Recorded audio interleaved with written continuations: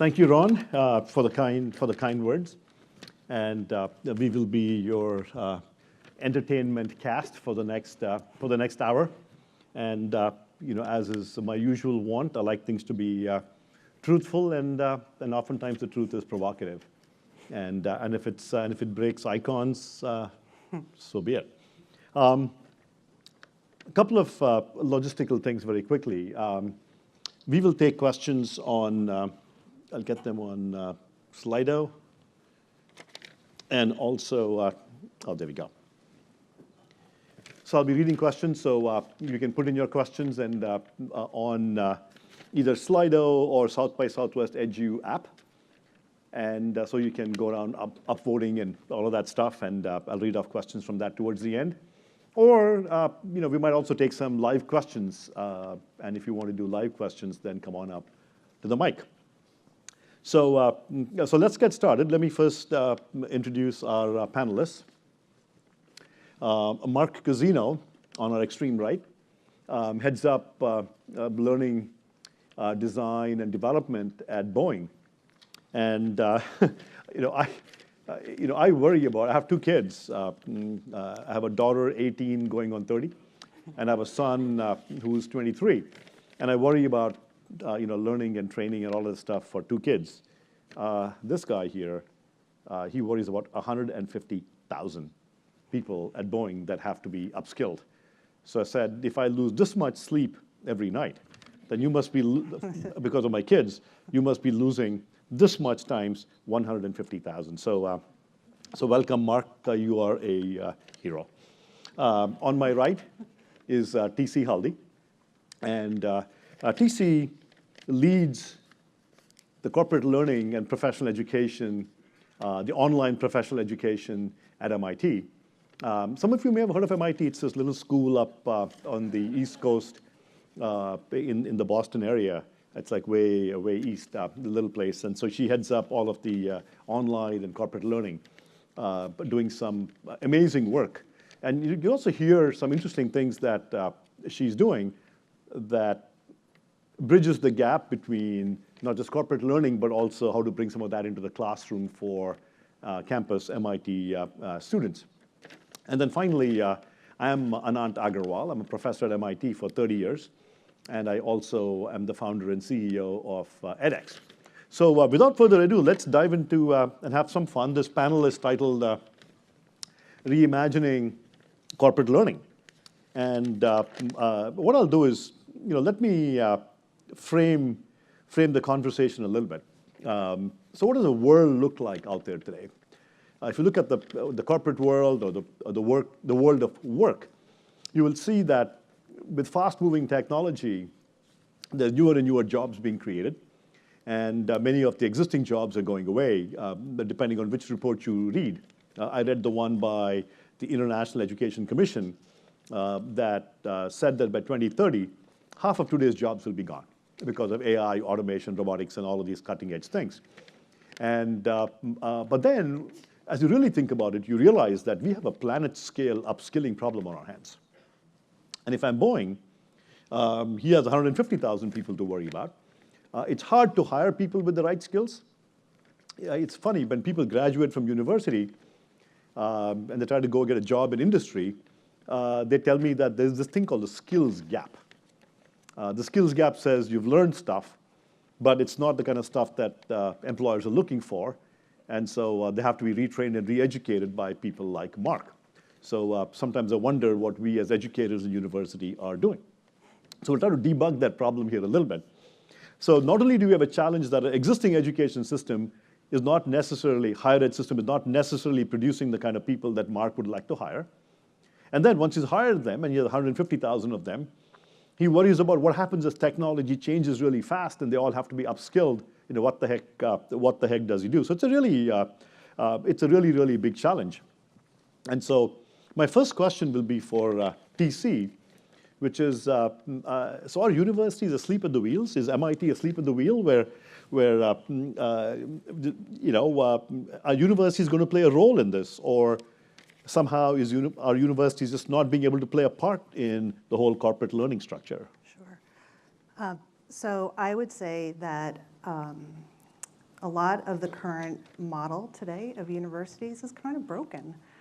Schools today aren't, I'm not an educator, so I don't want to speak for all schools, but I think when I went to school, it was to gain a broad exposure to many different topics, build critical thinking skills, and frankly, to grow up, because you're there from your 18 to 22 in general. And I don't think my school saw its role as making me job ready. I think it was to make me a brighter, better citizen and a contributor to society and have skills, but I don't think they saw me, it is their job to train me to be job ready. So is it their job? I mean, that's something that's can be argued and has been argued out there. But on the flip side, I would say it's really tough for colleges to make people job ready when, as you opened with, in 2030, half of the jobs aren't even going to be there. They're going to be totally different. So if the world is changing and if tomorrow's jobs are going to be very different, how does a university keep pace with training people to be job ready? So something's got to change. And that's where I think the collaborations between Boeing and MIT and hopefully a whole lot of other schools are going to make that change happen, to make people more job ready and prepared for the jobs that they need to do tomorrow. This is certainly very interesting, which is that students come to university at the age of 18, they spend 4 years in college, and then they go off into the world of work.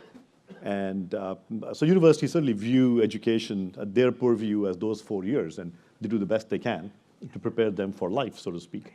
And but they don't have access to the same students year upon year. I guess being an alum of a university in the West Coast of the U.S., I think the way they keep in touch with you is to ask you for money. But other than that, I don't think universities view as their responsibility any responsibility to you after you leave at the age of 22. So there's a real challenge out there that universities are not responsible for upskilling. Universities also, like you said, maybe don't even claim responsibility of making you job ready. So that leaves it to the corporations today, where corporations have to work on having huge training and learning and development programs. And good for Mark, he has an amazing job. But then he has a challenge too. So do you see any challenges that you face as a head of corporate learning, or is everything hunky-dory and this panel is a waste of time? No, no, we definitely have our challenges. Part of our challenge facing us is, it's right what you led off with, it's that rapidly changing technology. And so things that if somebody had started in university 3 years ago, may not have even been a course of topic, but they're going to graduate now, and it's something that we need them to be able to do. If you think about the explosion of AI and data analytics, advanced manufacturing, cybersecurity, all those topics that maybe weren't necessarily degree programs 3-4 years ago is something that's very hot now. And even if you were in a degree program at that point, what about all the other people that are already in the workforce that aren't going through an education right now through a university? So how do we upskill all those people? The other challenges we have is scale. What Anant alluded to is 150,000 employees globally. And how do I get, if I'm looking for digital IQ for the workforce to have a common language, how do I get that at scale across the globe without having to fly the learning or fly the learners to the training? I got to be able to take the training to the learners. And then cost. Obviously, when you're talking 150,000 students, it can't be $1,000 a student to do the development. It's got to be much more affordable, or that scale will work against us. So those are a lot of the challenges that we have. And then, of course, it's got to be job relevant. So we don't necessarily talk, we do a lot of training on processes because there's ways we get the work done. But then we also have to, that's where the partnership with education and academia comes in, is what about the theory and the knowledge behind a lot of that? And so it's a balance of both. We tend to focus on the processes a lot, but we really need to get into the technical depth as well. So what about, in terms of your own training and development? So in the past, companies would do it, but with fast-paced technology and progress, are you able to find the people within your company that can teach these courses? So let's say scale and cost wasn't an issue.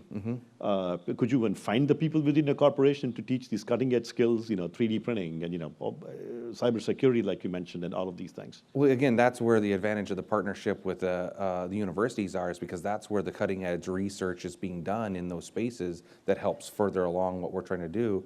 And it's also, one of the other challenges that I didn't say is it's got to be modular. It's got to be accessible. Again, if I got to take the learning to the learners, everybody has experience that they bring to the table when they come in. So even though we might have a set of curriculum that has got all of this content, the person that's been doing the job may not need this section, may only need this section. So it's got to be able to be personalized so that the students can get what they need, because adult learners do not have the patience. I guess it's the difference between pedagogy and andragogy, right? The andragogy, they bring experience with them, and they don't want to waste their time relearning things they've already learned. Got it. I think few people will disagree that there is a real challenge out there, that the natural forces are not aligned, that corporate training is not working the way it is done today, and particularly with fast-moving technology and the massive scale, 50, 100,000 people across the globe. How do you do that? Universities don't believe it's their responsibility. Once they're 22, they're gone, and so we have a real challenge there. And so it seems to me that one approach to solving it is kind of the pilot that is happening with this group, where online might be, technology and online learning might be a key component of the solution, in that, if you can't bring people to learning, you need to take learning to them. If you have people with families and jobs, what are the odds that one of them is going to be able to, up and go to university and spend 2 years getting a master's degree? Exactly zero. If you're 30, 35, or 40, what are the odds you're going to do that? It's near impossible. And so the online approach seems to be a critical element of that. I think it has to be modular, in that if I already have a bachelor's degree, why would I want to go get another 4-year bachelor's degree, even if it's online? Today, I might want to learn 3D printing. Tomorrow, I may need to learn something with digital marketing or management. And I need things in modular chunks as and when I go along. I think we will need, the solution would need new credentials, in that if we assume that for the future, my degree is not going to be the only credential I have or need, then we need to create new credentials for lifelong learning. So lifelong learning will be key as people keep learning, but then I need new credentials. And if bachelors and masters don't cut it, what are the new credentials of the digital age? And then I'm going to probe with you, Mark, as to why is it in your interest as a corporation to have new credentials that your employees can get as they keep learning. And of course, all of this learning has to be absolute cutting edge. You cannot be teaching yesterday's stuff. It has to be cutting edge, because clearly that's a large part of your challenge. And so the experiment you will see discussed here today is a partnership between a corporation and other corporations along with them, an educational institution, MIT, and a online learning platform, edX, and to see how can digital technology and platforms, universities and corporations, how can they try to solve this problem by doing something together that give you the scale, give you the cutting edge, and are able to innovate in a way that can be beneficial to both university and companies. So maybe TC, you can describe for us kind of the anatomy of this kind of partnership, and what are the components of the partnership here in terms of how you're trying to solve the corporate learning problem? Sure thing. So about 2 years ago, Boeing came to edX and to MIT and said that they wanted to train their global workforce on systems engineering. They had 30,000 systems engineers globally. My numbers might be wrong, but a pretty broad swath of people scattered around the world. And only about 8 to 10% of them had been formally trained as systems engineers. Others had risen to that position through on-the-job experience or come in at a different way. But there was unevenness across the business in systems engineering. And Boeing at the time saw it as a competitive advantage that if they could get everybody level set in systems engineering, that would be hugely beneficial to the organization. So they came to MIT and they said, how do we do this? How can we work together to figure this out? And it was a great opportunity because we were just starting out thinking about corporate learning for MIT and what we could do. And so opportunity knocked in the form of Boeing coming at the right time when we were just getting started. And we said, well, let's do this together and let's figure it out. And so Boeing provided some funding upfront to help get the project going. It was not full funding for the entire initiative, but it was enough for MIT to say, great, we're in it, let's go for it. So some initial funding was put forward, and off we went to build a 4-course curriculum on systems engineering. If taken together, the 4 courses deliver a professional certificate. So the courses are linear in nature, and they're designed to be a program. And if you complete all 4, you get a professional certificate from MIT. Interested people who want to just take 1 course or 2 courses can also just do that, but you can't then get the professional certificate from it. And in total duration, I think it lasts 17 weeks in total to go through the whole program. If you did everything back to back, there's some spaces in the middle. So it's a pretty rigorous, intense program, and the goal really was to help Boeing level set their global population of systems engineers to help them understand the nomenclature and all be on the same page, because they saw it as a fast-moving space that they needed to really upskill their people on. So we did it, and we at MIT were teaching a master's program on systems engineering, and we said, well, there's so much goodness happening there, but we only teach 90 people a year in that program. This is a great opportunity for MIT to take what it does and bring it out to the world. So partnering with Boeing, we developed these 4 courses. Very important to MIT and Boeing was that these courses would not be private. We're not a work for hire, and we didn't do this just for Boeing. We said, if we're going to do this, we want to create a program that can benefit not just Boeing employees, but frankly, the world. And that was important to MIT because there's a longstanding culture of open at MIT, and that was really important to Boeing because they have signed some Space Act agreements that basically say that they want to help educate the world in engineering and STEM. And so our missions aligned. It was perfect. So seed funding, off we went. We built these 4 courses. We launched them to Boeing. We launched them to the outside world. We've been running them now for about 1.5 years. We're in our 4th run right now. And it's been pretty awesome. I think we've put through 5,000 people so far. Yeah, well, and I think the interesting thing about that initial pilot was, we had initially thought it was going to be about 40 hours worth of content. Yeah. It ended up, 85 hours worth of content? See, I think the reason that happened was it's, you talk to MIT. Yeah. So at MIT, everything kind of grows and grows. And the courses at MIT start like this. And each time you get a new professor involved, I've been there, done that, they want to add their 3 bits. Yeah. And before you know it, things grow, and people don't take things out. Yeah. We're working on it. Yeah. But I think it was great because it was with that conversation back and forth about what was important and what was the next adjacency that could help. And so just working in collaboration with each other is how it got to where it was. We provided case studies that were industry specific, so that provides some contextualization for the students, because it wasn't just an academic exercise anymore. There was real world cases. We weren't the only ones. You had some other input from other companies. But it helped put that skin in the game. People could see themselves doing that work through that program. So let me ask you some specific questions here, right? Let's make it as specific as we can get. So I argue that the elements of a solution need to be online, needs to be small, modular. There needs to be credentials, needs to be cutting edge. And certainly, TC described all of the above in the pilot. So let's take each one of them and see to what extent these things conform to what your idea of a solution is. So first of all, is it important that these be online? Could this all have been done in person? Could it have been done in person? Yes, but that's the disruption that we're looking for, is we couldn't bring everybody to Boeing. Out of that 5,000 you put through, 2,500 were Boeing employees. So to bring 2,500 Boeing employees globally to an MIT campus is not But you own all the planes anyway, so what's the problem? We make all the planes. We don't own all the planes. That's like saying Ford owns all the cars, right?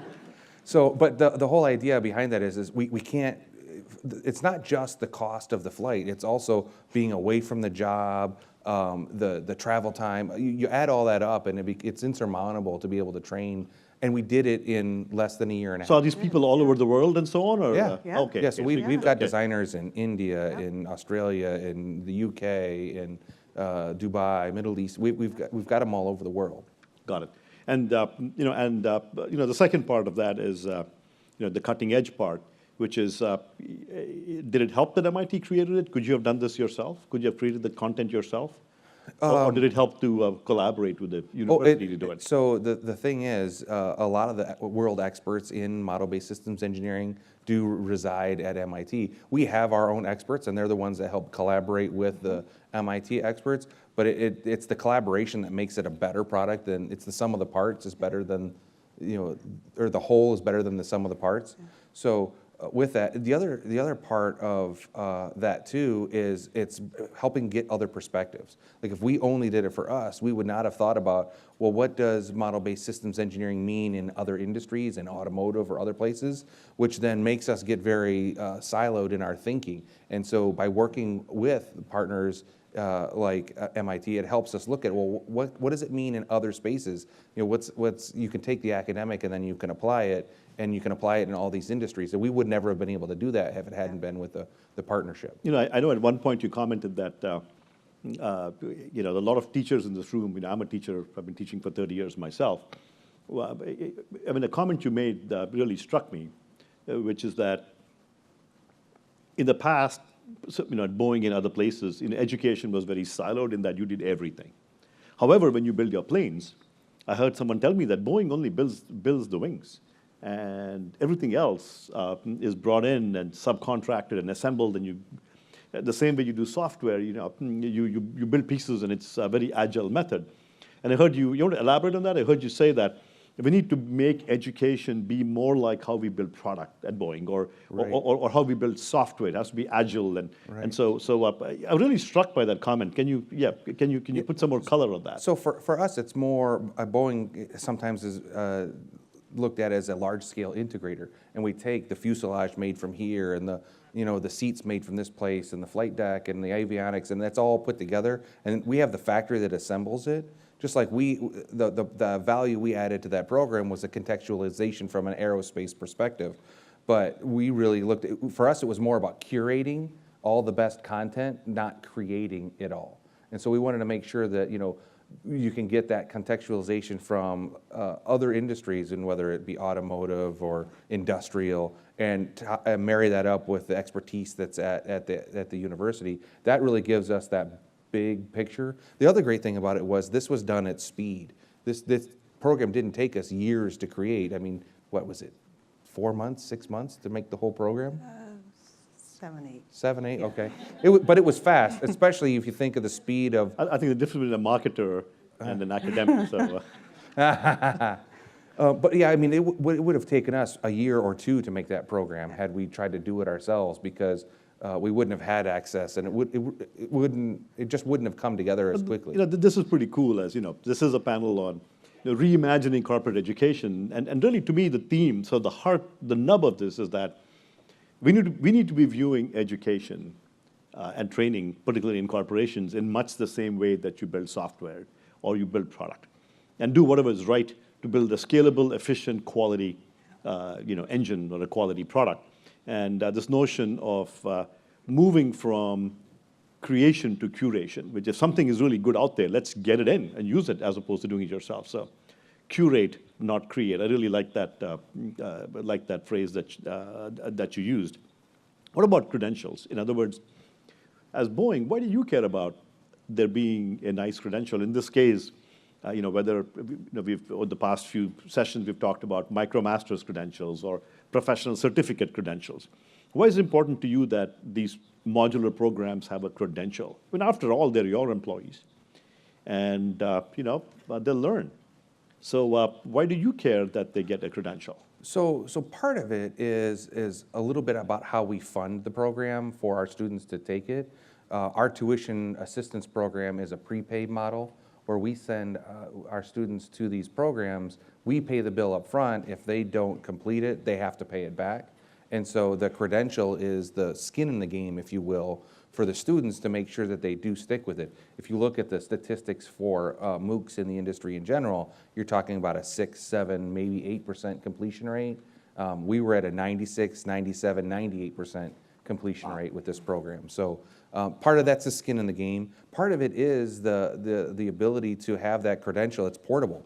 With 150,000 people in multiple businesses within Boeing, they can move around and we can recognize what that credential is regardless of what business they're in and what products they're making, whether it's defense, space, commercial, services.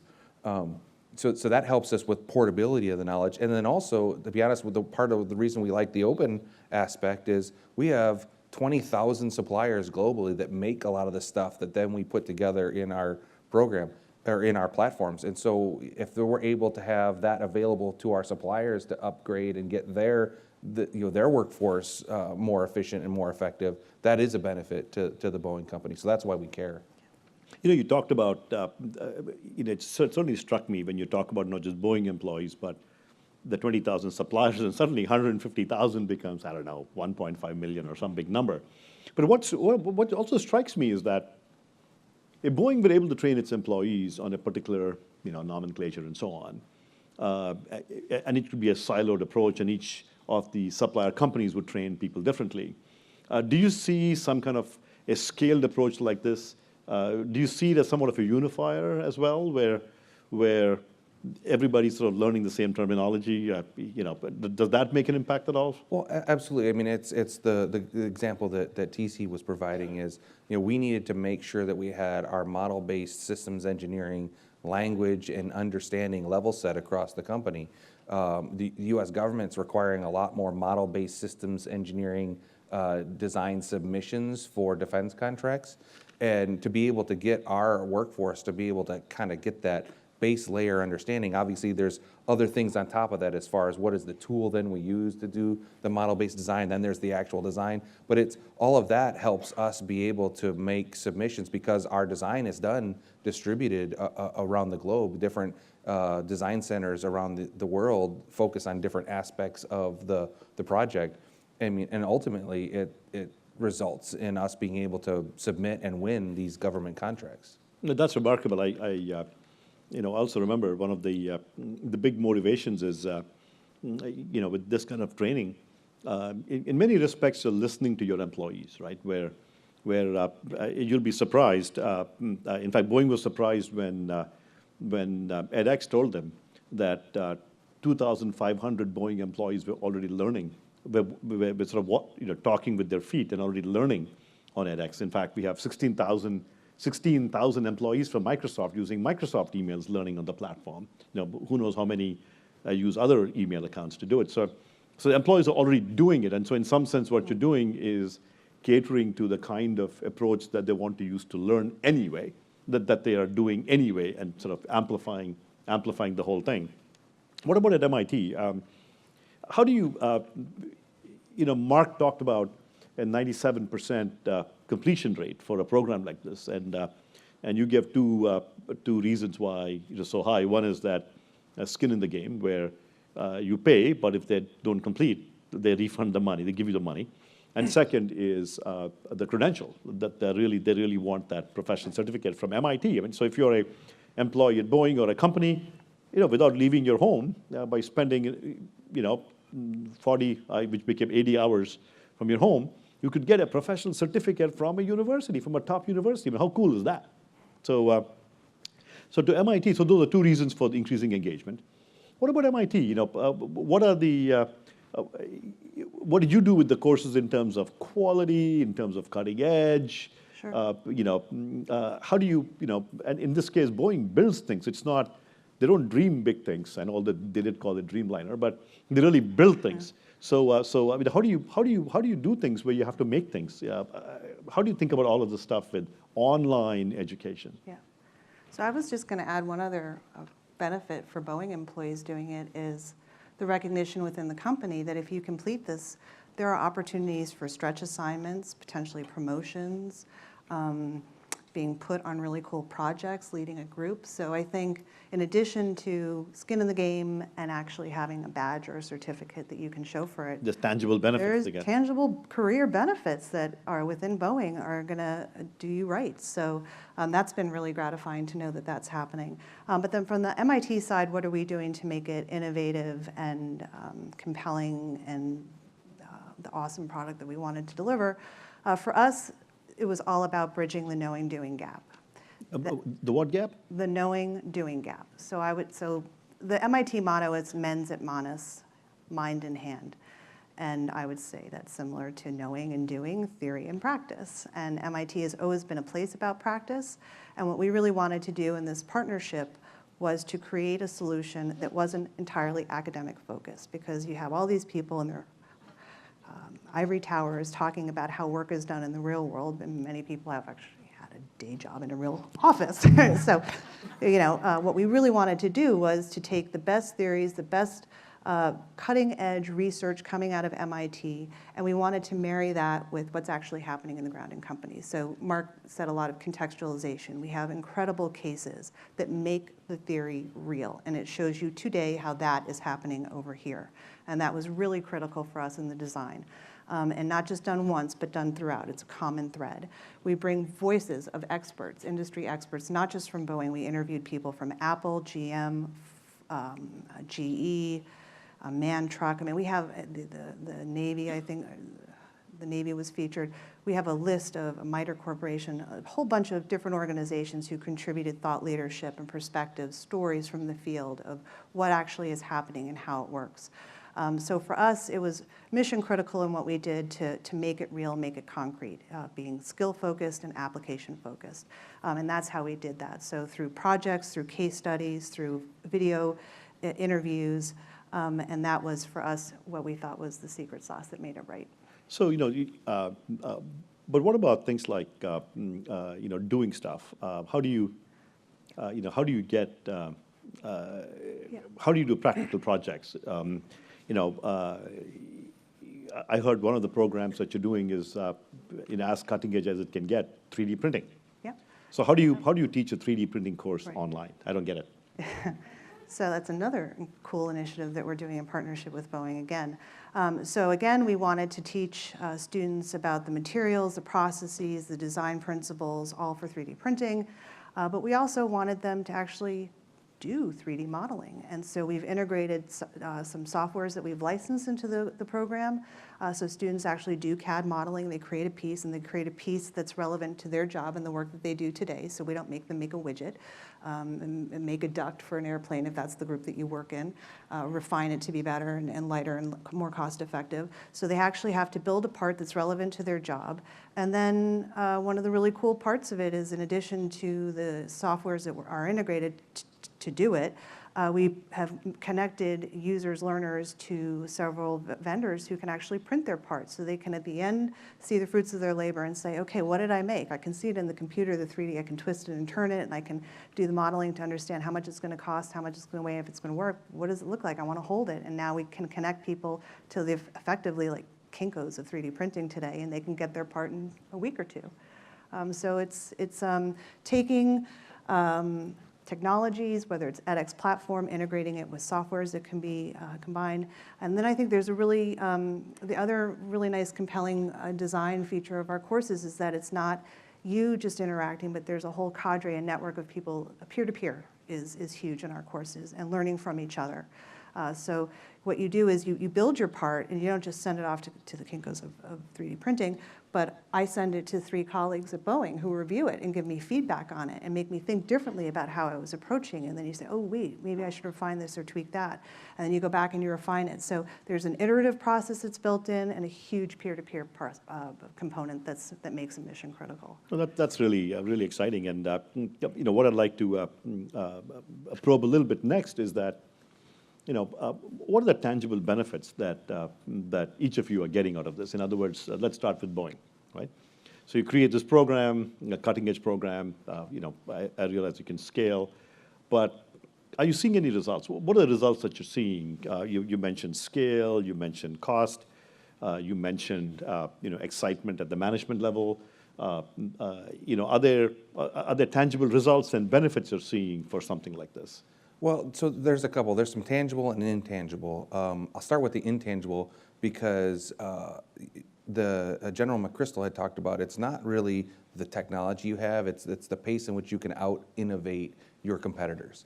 And by being able to do these types of programs, that accelerates our ability to innovate because we can get our entire workforce or the target audience of thousands of people at the same level at a speed that you could never do. We have a leadership center in St. Louis, Missouri, and we could put through a couple thousand people a year to be able to get to the speed in which we got all these, especially if you think 150,000, if I had to do a enterprise-wide program on a particular topic, it would take me 15 years, 20 years to get everybody through that program. So are you considering any program that is enterprise-wide, that where you have to train 50, 100,000 people?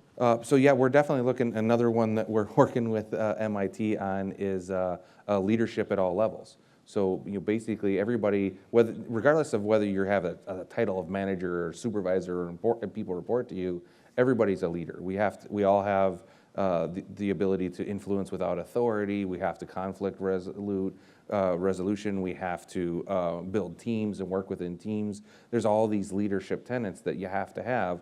And we anticipate approximately 50,000 employees to want to go through this program. And it's going to be, I was just telling TC on the side that how excited I am about this program. There's going to be nothing like it in the world.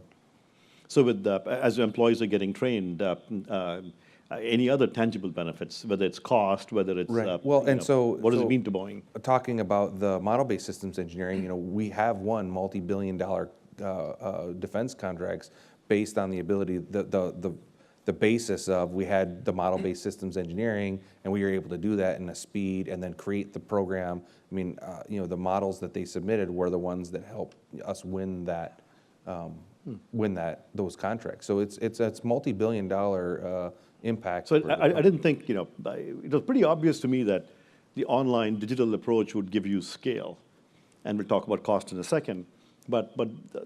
So this was a nuance that escaped me previously, which is that you can actually do it at speed, which is that you can, if you go through a center, you're sequentially putting, say, 1,000 or 100 or 50 people through a center sequentially, and so it takes you, like you said, 12 years to get them through. But if you're doing it simultaneously at scale, you can train a whole workforce in a flash.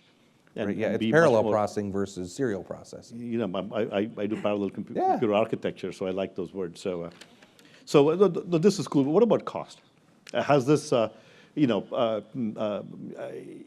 able to share, I don't know, but if you're able to share, what does it cost you per hour, for example, of training? And has this made an impact to you in terms of cost? Oh, absolutely. So typically, an average cost per student hour might be $80 a student hour, times the number of students, number of hours of program, you get the cost of program. This is an order of magnitude less.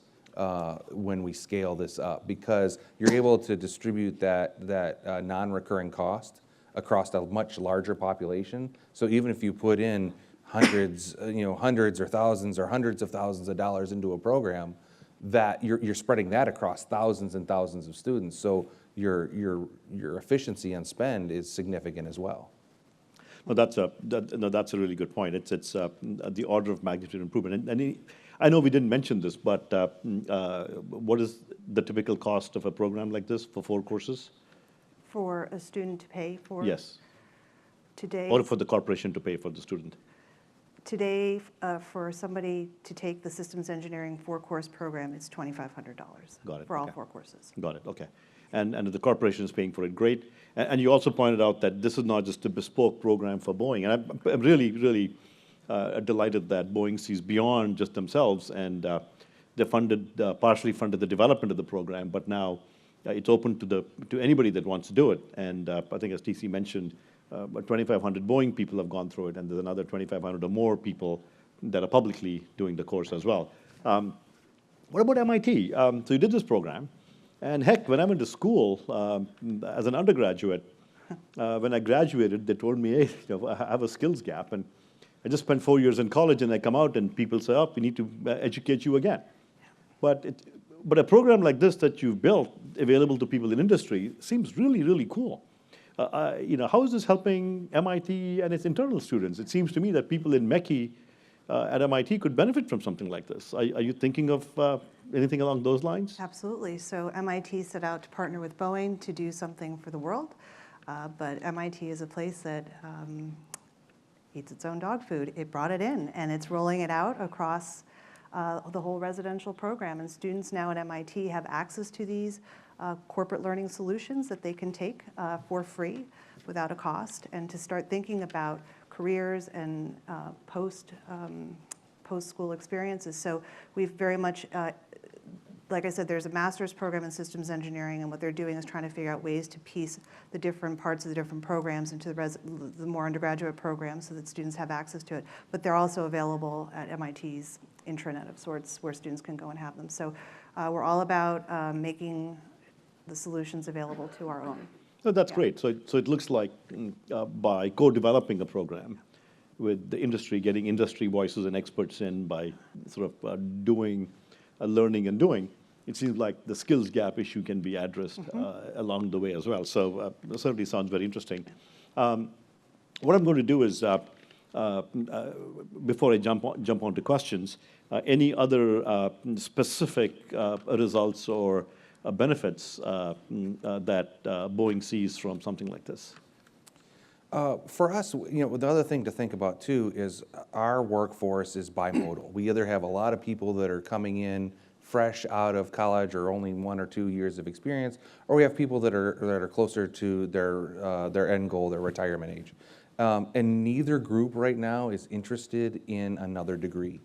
But what they don't want is to become irrelevant. And so the group on the front is looking at how do I continue my lifelong learning, but without going back and getting into more debt, because I'm sure we can all talk about the debt, education debt problem. That was a good question to ask yesterday, but keep going. And then those that are closer to the end of their career don't necessarily see a benefit, tangible return on investment for going and getting an advanced degree. And if they've only got 3 or 4 years left, it's going to take them 2 years to even get there. But again, they don't want to become irrelevant. So it's these micro masters and these certificates that are smaller and stackable, and then become relevant to me as the learner in where I'm trying to go in my next step is really important. That how we're looking at how this moves forward. So, do you see the availability? Of some of the newer micro credentials?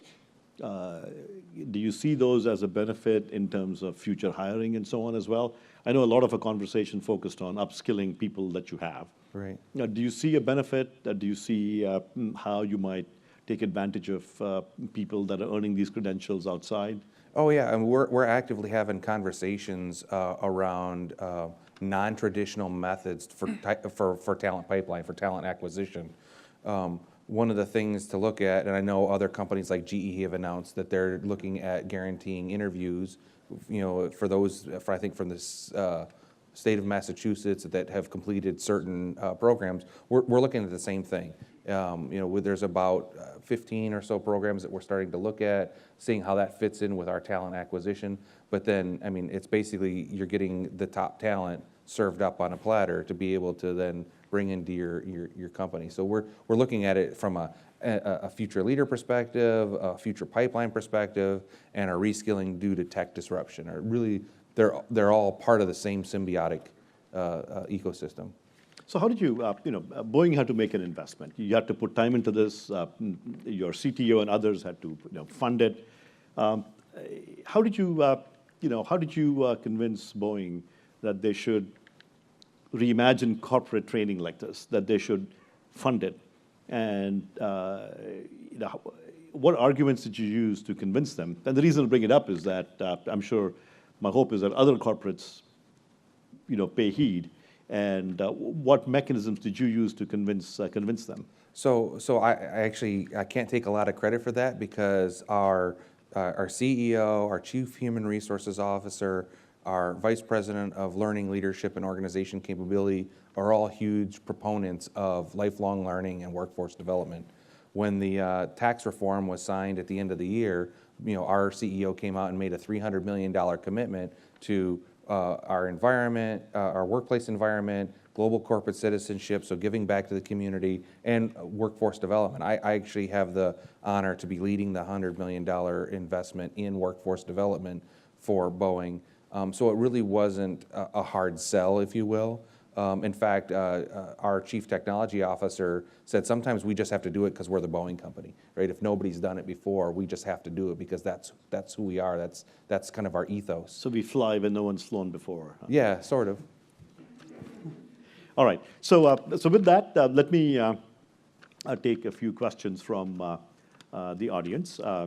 Let's get one from Slido online. But this is an interesting question, which is, what is the role, this is to Mark, what is the role of trade associations in upskilling? Why are trade associations better than, or rather, why do you think universities are better partners than trade associations for your industry in helping upskill your workforce? Yeah. So I would say I never said that they were better or worse. The particular topic that we had for advanced manufacturing, additive manufacturing, or model-based systems engineering do lend themselves more to the academic and partnership, but we are partnering with a lot of our trade associations for other aspects, especially when it comes to like IEEE or ASME or other our craft colleges, our community colleges for the touch skill labor. So there are a lot of different partnerships out there. We just happen to be highlighting the one that we partnered with MIT. Got it. Here's another question. I'll get to you in a second. Another question, I'll direct it to TC, which is, we did talk a lot about corporate learning, and this is a Reimagine corporate learning panel.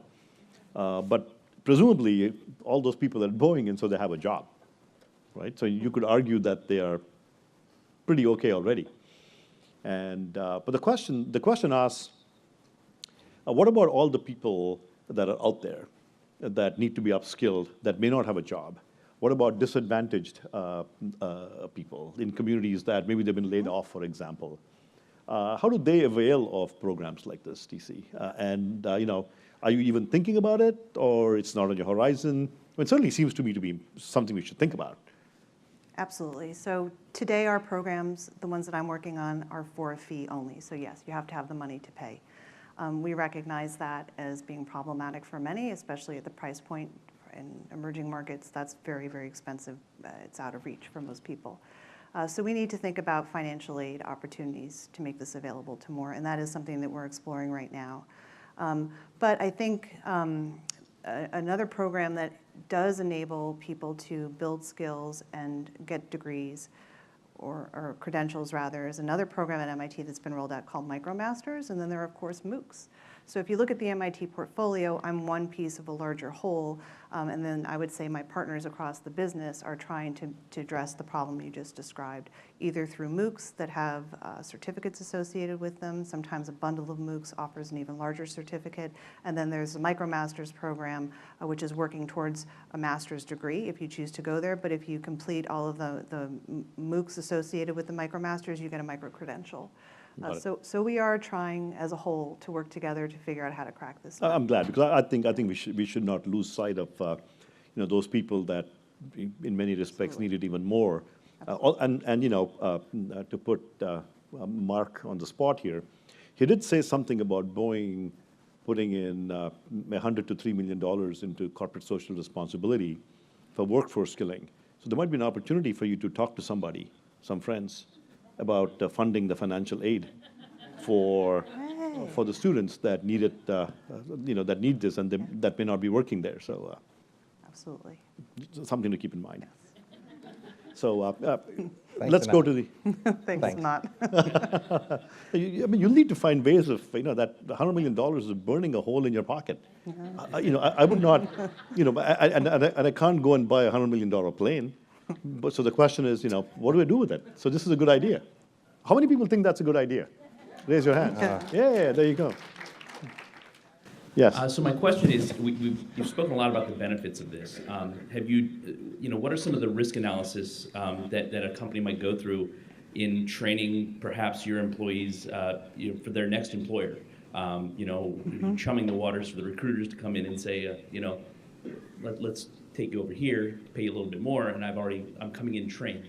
Has there been any, do you have any data behind that, or have considerations around that risk assessment? And particularly, that's a great question, particularly in light of credentials. If you just train them and don't give them a credential, then there's no way of proving they've done it. But now if they can, if Boeing is paid for a MicroMasters and let's just not say Boeing, but let's just say corporations in general, if they have a credential that they can put on their resume. In fact, on edX, our learners are telling us that of those that got certificates, 43% are posting them on LinkedIn.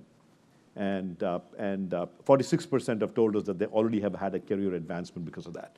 So back to the question, though, how do corporations deal with this question of potential churn because of that? Any thoughts on that?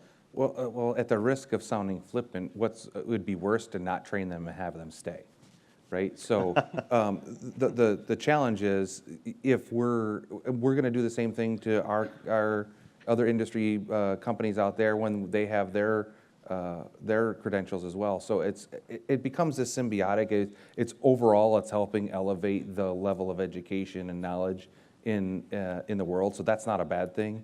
The other thing too with this is, and I lost it for a second there. The other thing with educating people is that actually we have to get over the thought that people are going to stay at a company for decades and dozens of years. That the truth of average tenure in corporations is going down lower and lower every year. The fact that we think somebody's going to stay with a company for 30 and 40 years is a bit far-sighted or Short-sighted. Short-sighted. Thank you. Jeez. But what we have to do is we do have to embrace them while they are here and help make sure that we develop them. And if we develop them and we care about them and we give them opportunities, they may stay longer. But I mean, I hesitate to say that, I'm afraid I'm training my competitor. You know what? They're training my future employees too. So in fact, I might add to that, there was a study that came out from Deloitte, and you'll be shocked to hear that millennials, yell out the answer if you know, what is the average number of years that millennials stay at a job? 3. You're all off. It's not 2, it's not 3, it's 1.7 years. It is nuts. I've been teaching for 30 years. I mean, this is crazy. I need a new career. 1.7 years. And do you know the number one thing that the employees are requesting? And I'll tell you what they're not requesting, millennials. They're not requesting more pay. They're not requesting more time off. You know what is the number one thing that they're requesting? education. Professional development. So in fact, I think by investing in education, investing in professional development, they're actually going to stay because they're going to get trained as they work. So I think there's a lot of benefit all around. Let's take the next question live. Thank you very much for sharing all this great information.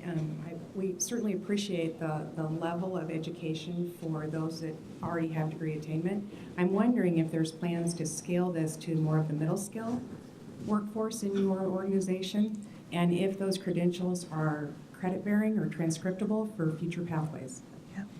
So yes, we're definitely looking at it for all levels of the organization. That's why I'm really excited about the leadership at all levels, or leaders at all levels, because you could be a brand new, you could be an intern, or you could be somebody that's fresh into the workforce, and this program is going to be relevant and help you, well, all the way up to senior leaders.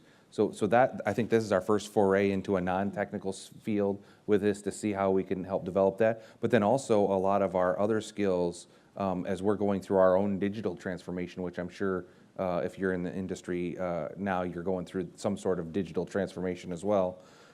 That's really going to help. There's going to be a huge reskilling, and it's going to be at every level of the organization. And we're going to try to leverage the lessons we've learned in these pathfinders to figure out how do we do that at scale for every type of role. I'd have to defer to TC on thoughts about credits and transportability. Maybe TC, you can talk about MicroMasters and the credit portability of those. Sure. So today, we offer MicroMasters. Well, edX offers 50 MicroMasters? More than 50. More than 50. MIT offers, keep me honest, I think 3 or 4. 3 or 4. Okay. Manufacturing. Yeah, supply chain. Yeah. And today, if you complete, so it's a series of 5 Moocs, free or paid. If you do them in a paid fashion, you're on the MicroMasters track. And you get completion certificates for each one. And if you complete all 5, you get a micro-credential from MIT. That's something that you can put on your resume, share with others. And then if you want to continue further, you can take a proctored exam and then go for a master's at MIT, which would give you an MIT master's. And it's innovative for MIT because always historically at MIT, in order to get a master's degree, you had to spend a minimum of 1 year in residence at MIT. And this was the first foray for MIT to say, you know what, maybe you don't have to spend a year. You could spend 1 semester. You could do 1 semester online, which is the first part. You apply, and if you get in, then you come for 1 semester. And so now we're putting through our first cohort of supply chain students who are accepted. I think it's about 45, 50 of them. And they're going to graduate in June with an MIT master's degree. And the other cool thing about our MicroMasters program is while we offer degrees and credit for it, we have a host of other schools that are willing to acknowledge it as well. So if you get the MIT micro-credential, you can take that and apply for a master's program at another school, and they'll count that towards the first semester of residence.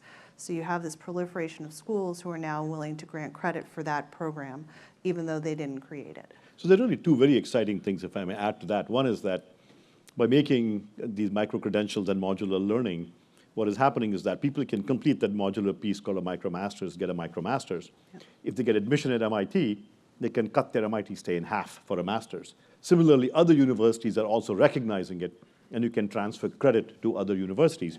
And I'll take another question here, which is completely relevant to this, which is, do these programs, whether the corporate learning programs or the MicroMasters and other programs, do these programs address individuals without prior degrees?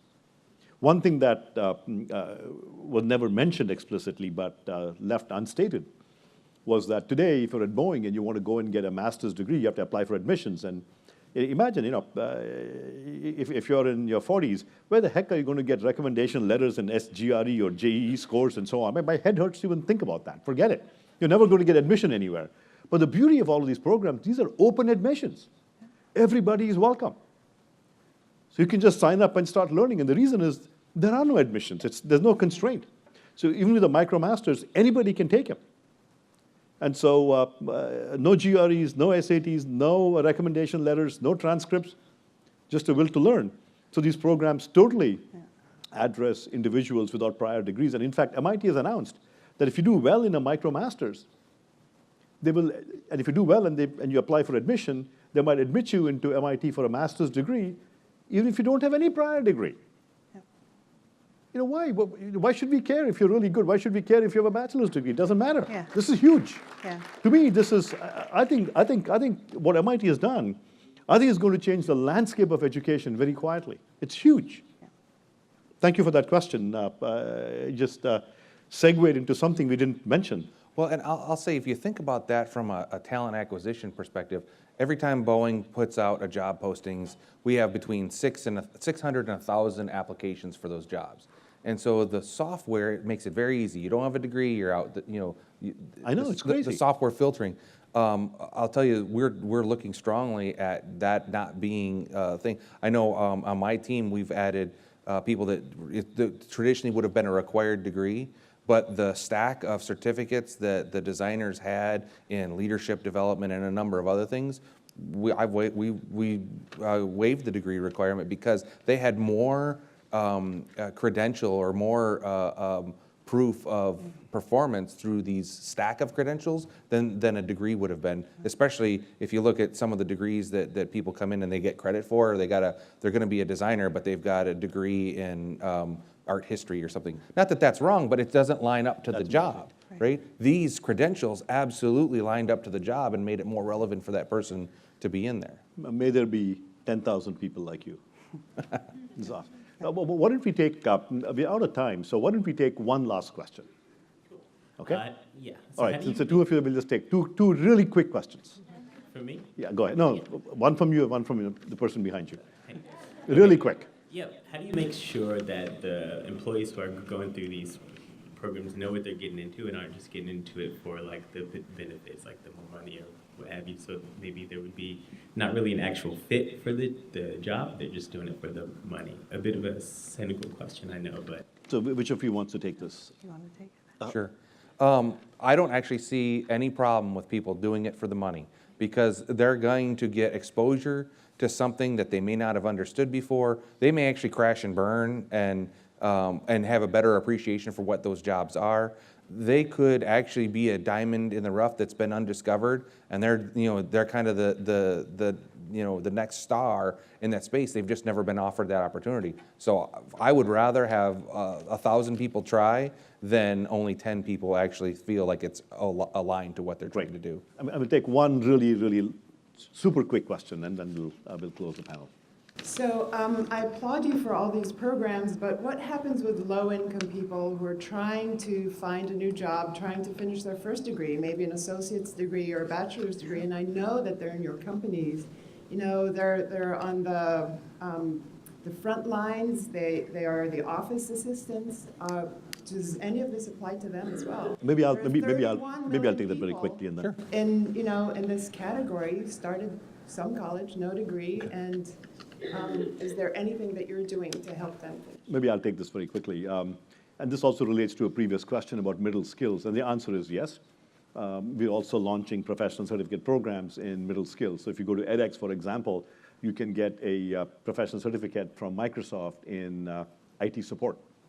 And soon there'll be ones in call center operations. So there are many middle skill certificates that will come out as well. And certainly with the MIT collaboration, I wouldn't call model-based systems engineering. My head hurts to even say it, but that is not middle skills. But there are many middle skills courses and programs that we can also teach to people all over the world. Well, and a lot of those programs are very affordable. We're talking $50 to $100 a program, which is attainable, a lot more attainable than a $2,500 program. Got it. And as more and more companies like GE and hopefully Boeing step up and say, you know what, if you've got that on your resume, you get a guaranteed interview. That's That's fantastic. big. That's turning the model upside down. Well, thank you all, and thank you very much for the amazing work that you're doing. Thank you. Thank you.